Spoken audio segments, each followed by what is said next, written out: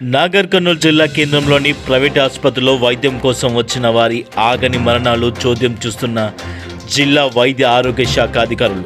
నాగర్ కర్నూలు జిల్లా కేంద్రంలో ఇటీవల ప్రైవేట్ ఆసుపత్రిలోని డాక్టర్లు వచ్చిన పేషెంట్లకు సరిగా వైద్యం డాక్టర్ అందుబాటులో లేకపోవడం వల్ల వచ్చిరాని వైద్యం అందించి రోగుల ప్రాణాలు తీస్తున్న సంఘటన నాగర్ కర్నూలు జిల్లా కేంద్రంలో ప్రైవేట్ ఆసుపత్రిలో చాలా సంఘటనలు జరుగుతున్నాయి. గత 3 నెలల్లోనే వైద్యం వికటించి ఎంతోమంది రోగులు చనిపోవడం జరిగింది. ప్రస్తుతం జిల్లా కేంద్రంలోని పుల్లారెడ్డి హాస్పిటల్లో ఈరోజు సాయంత్రం ఇంద్రకల్ గ్రామానికి చెందిన యువతి వైద్యం కోసం రాగా పరీక్షించిన డాక్టర్లు మందులు రాసి ఇవ్వగా అవి వేసుకున్న 5-10 నిమిషాల్లోనే ఆ యువతి చనిపోవడం జరిగింది. ఇటు ఈ విషయంపై స్థానిక బహుజన సమాజ్ పార్టీ నాయకులు హాస్పిటల్ ముందు ధర్నా చేయగా అరెస్ట్ చేసినట్లుగా తెలుస్తోంది.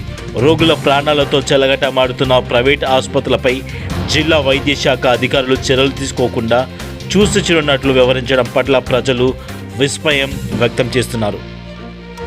వెంటనే హాస్పిటళ్లపై తనిఖీ చేసి రోగులకు రక్షణ కల్పించవలసిన బాధ్యత అధికారులపై ఉందని, అధికారులు అలా చేయకుండా నిర్లక్ష్యం వహించడం ఏమిటని ప్రజలు చర్చించుకుంటున్నారు.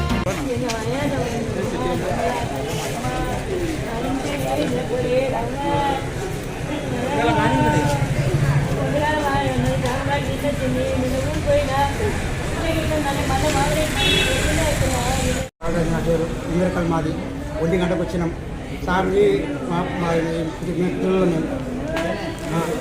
మేము వచ్చే మా బిడ్డ సొంత బిడ్డ వస్తే సార్ ఉన్నాడు, గోళీలు రాసిండు. రాసే ఇంకా ఏంటనే వాళ్ళు ఉన్నారు, ఇంకొకటి మొత్తం ఆశీర్వించిండు. ఏంటనే మనకు 3 గోళీలు వేసి టానింగ్ రాపన్నాం. టానింగ్ రాక ఏంటనే తలకాయ కిందికి వచ్చేసింది.